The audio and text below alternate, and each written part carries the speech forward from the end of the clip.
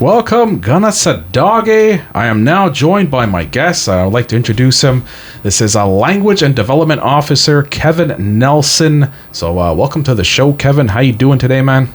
Oh, I'm doing good. Thanks for inviting me. All right, thank you. No, it's an honor to have you here, man. So let's start by talking a little bit about your role. What does a Language Development Officer do?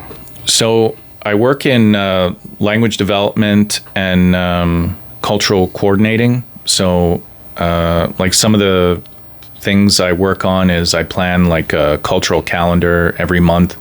I bring in different people to do workshops. Also, we work in the schools. We also try and help coordinate activities within the schools. So some of the other things too is like we have recording projects. Like one of our shows, Ziniawas, airs on RKR every week. So I work on cultural coordination and different recording projects in terms of like language revitalization. So like being able to hear first language speakers talking about different things. So that's sort of the gist of what I do. And I do traditional singing at the daycare, and I help the schools like coordinate midwinter that they had a few weeks ago. So you're a busy man, in other words. You got a full-on schedule here. So you just mentioned you're working with some of the elders here in the community, recording stories in Rahrahkwahá. I just wonder if you can share some of the details of some of these stories and how some of these interviews actually go. So we're working on 3 different recording projects. So for about, I would say, maybe the last 5 to 7 years, if not longer, at the Cultural Center, we had a weekly elders group.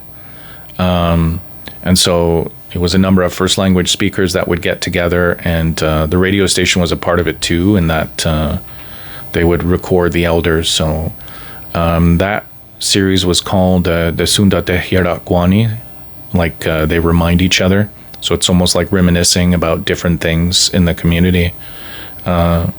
We would have a lot of guests too come from different communities, as well as the students in the language program. I know for me, when I was in the language program, being able to sit around different first language speakers was really important.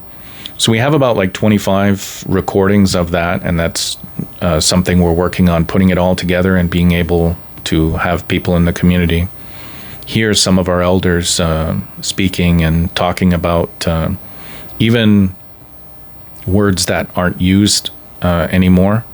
So some words that have been lost, they talk about that sort of thing.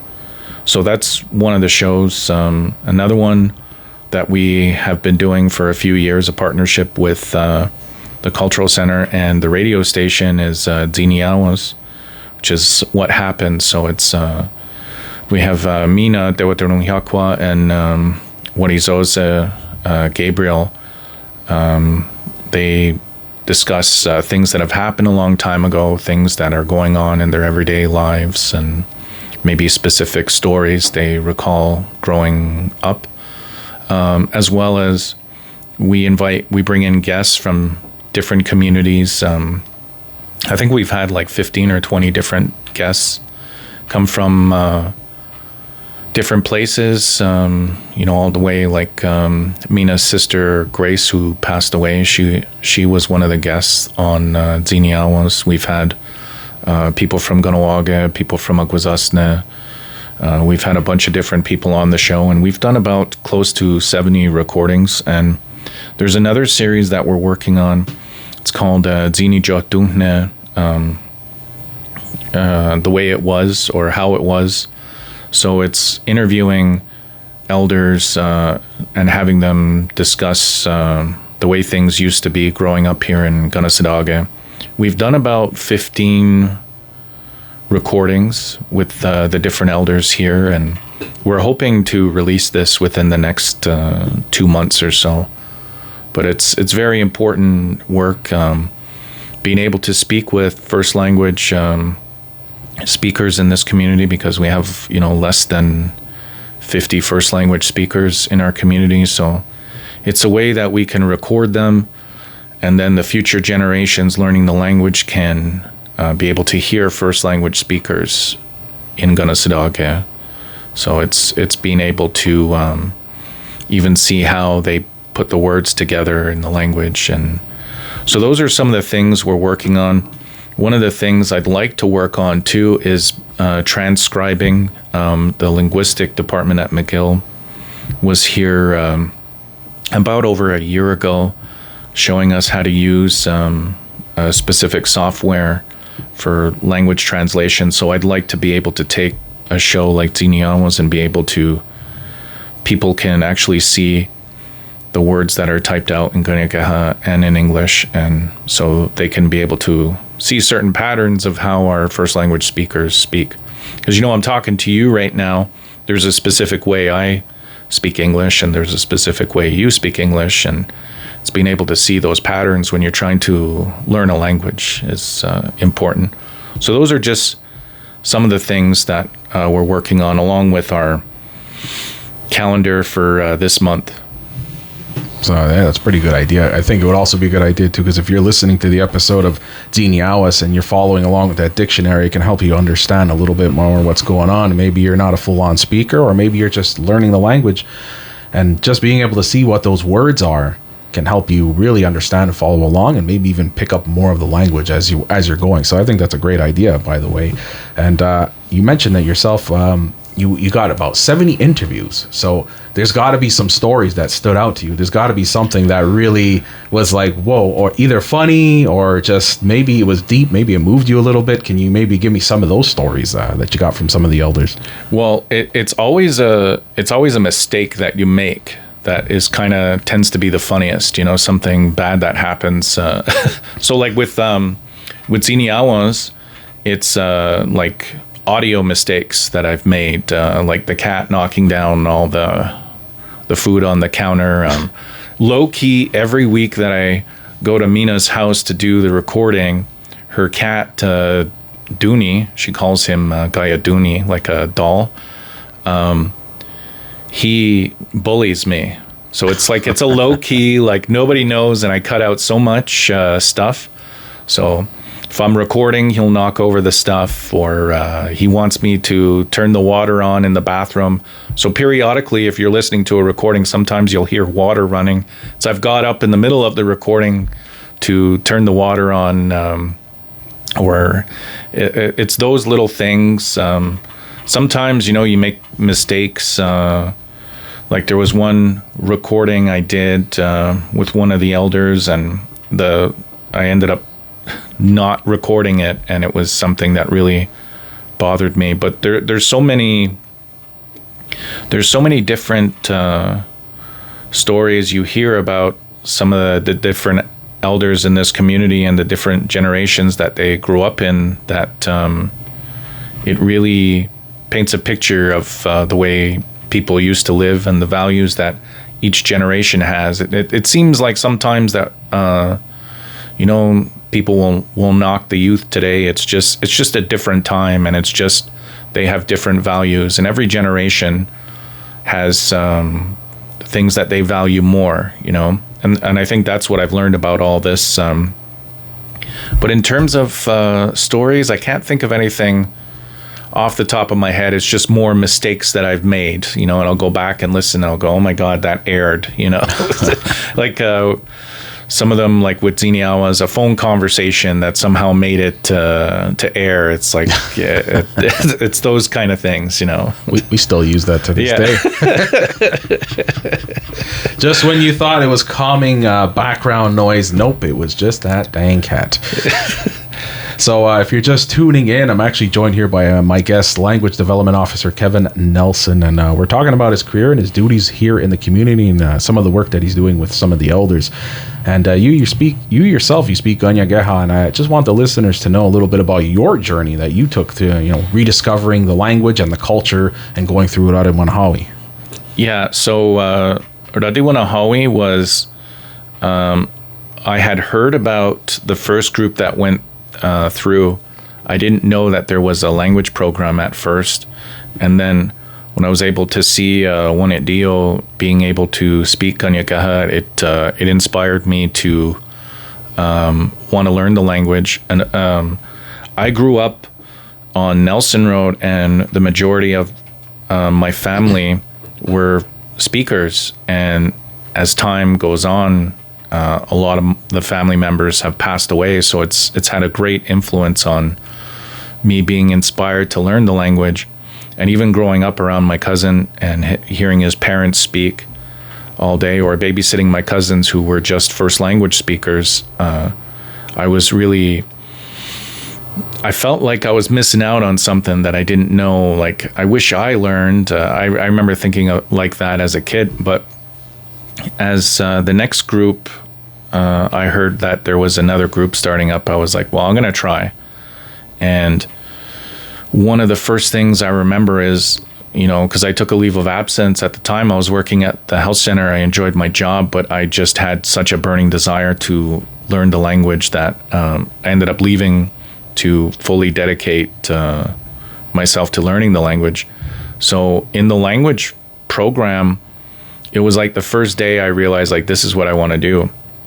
But I think the most humbling thing is that sometimes you feel like you're alone on this journey of trying to learn the language, but there's a lot of people that are going to go out of their way to help you. And not just here, but in our sister communities too, and I think learning the language automatically makes you interested in learning about our culture, because the language and the culture are tied together. And for anyone who's struggling or trying to learn the language, it's you just need to know that you're going to get your teeth kicked in every single day, because you don't know, you're learning a language. So you're going to make mistakes, and you just have to go through it and continue to make those mistakes. But with more and more people graduating, second language learners from our Rahrahkwahá language program, we're building a community of second language speakers. And, the goal is hopefully that we can all come together and continue to help grow the language. But being in the program meant everything to me. When you learn the true meaning of words and how are people viewed, how are people looked at the world is very different than any other language. And so it's, we're tied to the natural world, and a lot of the words that are used to describe things talk about that, So when you're talking about a clan, it's like what you're molded out of. So it comes from like the creation story. So it's those little things that you learn about along the way. And it's the proudest thing that I've ever done is being a part of the Rahrahkwahá language program. And it's still a work in progress every day to try and maintain your level of fluency and go beyond that. Well, I think you're doing a pretty good job. I know it's hard, it's challenging. A lot of the people that go through it say it's one of the hardest things that they've ever done in their life, but also one of the most rewarding things that they're ever going to do in their life as well. And I just wanted to ask you a little bit, because you were previously involved with the Gotni Gudio project. You've since parted ways with the show, but what are some of the projects that you either worked on or are currently working on here in RKR? And you were mentioning something about SoundCloud the other day as well. So what we're trying to do is, for Gotni Gudio, that was a show that Travis Gabriel hosted, and what I really enjoyed about that was the different guests coming in, because they talked about certain things that make them feel good, but then a lot of them you learn about the connection to music and how they listen to music. Like, there's some people, like I'm one of those people that will like a song but not know the words to it at all. It's sort of like a beat, and it'll remind you of something, even if the lyrics have nothing to do with what it reminds you of, And everyone is different with how they view things or how they listen. And I those type of things I was fascinated by. And I think that's the gift that he had with the show, which was being able to bring out these personal things about people that are coming on the air to, have a discussion. And that's something I appreciated the time being able to do that. And some of the other things too, like with all our recordings, we're going to be developing our own SoundCloud page, so people can listen to all the recordings that we have. It's a lot of work over the next few months, so basically the cultural coordinating over the next few months, I'm basically just going to switch to full-time editing and recording mode. But it's something that we hope we can archive all the recordings that we have, and then also some of the presentations that we have had in our cultural activities. We've recorded some of them, and it's been able to have people in the community have access to it and be able to learn the stories of our elders and be able to learn about different cultural teachings that have being able to grow their knowledge in the language and the culture. One of the things I wanted to talk about too is our calendar. So for March, for this month, we're focusing on women, and then this specific project is honoring our women. So years ago, when I worked at the health center, I did some cultural coordinating there, and I had a series called Honoring Our Mothers, and it was really popular, but it was specifically just mothers. And I thought this time around, maybe what we can do is a series on honoring our women. So it could just be a family member, it could be your mother, maybe your mom who's passed, it could be a sister, daughter, friend, coworker. Anyone who's made a difference in your life, who they are, how they inspire you, being able to come up with a picture and anything that highlights the importance that they've played in our lives. Because women traditionally played a huge role as our clan mother, running our families, leaders of our nation, carriers of life. So we wanted to have a calendar in March themed about all the different things that women bring to the table in our culture. So one of the first things that we're going to have is women's roles and responsibilities with Wendy Hill. She's going to be doing a presentation at the community building on Saturday, March 7th. And it's an important thing to learn about the roles and responsibilities that women play in our culture and in our lives today. And so that's just one of the workshops. Another thing is seed songs. We're bringing a young woman from Ganawage, Yagori Wadoga, Hemlock, and she's going to work with some of our women singers. And anyone who's interested in learning the seed songs can come Wednesday, March 11th and Wednesday, March 25th at the Gathering Place. And then we're going to focus on another part called We Are Creation. We had a presentation years ago done with Beverly Cook, and she talked about the difference between men and women, even culturally, the difference between men and women, and then certain scientific facts about us that separate men and women, and even how our thought process is. So I thought that would be interesting to have, and we're going to do that on March 18th at the community building, 6 to 8 p.m. But we also have beading night that Gawisiyahne will be doing on Tuesdays, every Tuesday night at the Cultural Center. And then we have two local women doing presentations here, and I wanted to come and talk about that specifically. So RKR's own Miss K, Karen Murray, is going to be talking about her program Gardens of Hope, and she's going to do a presentation for the community on Thursday, March 12th, 6 to 8 p.m. at the community building. So basically her journey, what led her to starting up the Gardens of Hope. And so that night we'll have a catered supper, and we'll also be offering a prize. So anyone who attends the workshop will have an opportunity to have a raised flower bed a seed starter kit, and some tobacco. So the first prize will be the raised flower bed, seed starter kit, and tobacco, and then the second prize will just be a seed starter kit with tobacco. So we're going to be offering those things because the work that she does is very important, and it's a big part of who we are, being tied to the natural world, and we get to get some insight on the programs or the important role that some of the women in our community have in creating these opportunities for all of us to learn.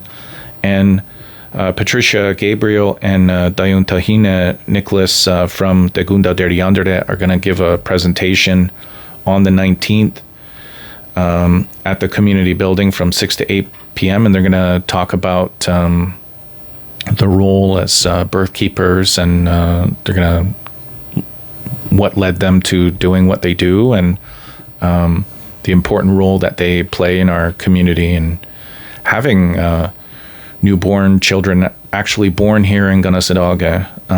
And so we're offering the same thing, like a free supper that night, and also an opportunity to win 2 prizes, a cradle board, which will be the top prize, and then another prize will be a care package from the Gunda Derriandere. So we want to take the time to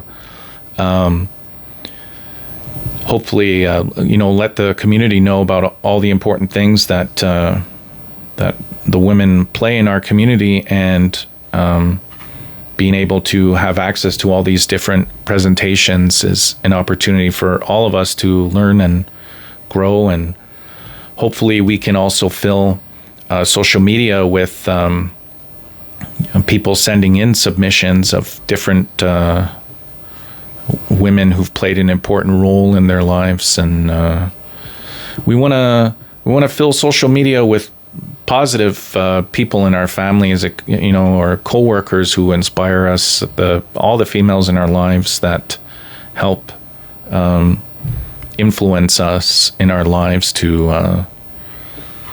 help us to guide us through our everyday life. Exactly. I'm sorry, I got a loss for words at the end, which never happens because I'm a chatterbox. It's all good. It's all good. You answered actually my next question, because I was going to ask you what's going on at Gutinetstad's Rahrahkwahá Language and Cultural Center, but I think you answered it already. So that's good. See, you're doing my job for me, buddy. So I got one more question. Then actually, you know what? Before we move on to the last question, people need to get in contact with you for some of these events. How can they reach you? They can reach me on the Gundi Newstats page. You can reach me at kevin@gunnasadagavoices.com to sign up to going to these workshops, or they can email me their different submissions of, or my coworker Miranda @gunnasadagavoices.com. You can also call it the Cultural Center too, right? At 450-479-8373, extension 704, if I'm not mistaken. I should know this. This is terrible. I don't know this. Pass. Next question. Okay, so we got we are approaching the end. We are on our last question. So finally, I just wanted to ask you, in your own words, why do you think it's important for the people to come on out to these events, speak the language, learn their culture? Just in your own words, your own thoughts, how you feel about it. I mean, if there's an interest in learning about who we are as Ngwehua people and the connections we have with each other, I think it's just an important thing. If it's something you're not interested in, then don't go. But if you're interested in learning about language and culture, for this month, it's really important to learn about the different things about our culture and the people that influence our influence like how we function as a society and traditionally how we did things. So these are all important things to learn about, and as well as the important people that help shape our communities. So before we wrap this up, I was going to ask you, is there anything maybe you wanted to add before we wrap this up that we maybe didn't touch on? I just want to say, stay beautiful, Ganasadaga. There you go. Stay beautiful. Wise words from a wise man. So I'd like to thank my guest, Kevin Nelson, for joining me here today. Nyawagoa, Kevin. I appreciate you taking the time off your busy schedule because you are a busy man. And thanks for talking with me today. Nyawa, for all of you tuning in today. And everybody, have a wonderful day.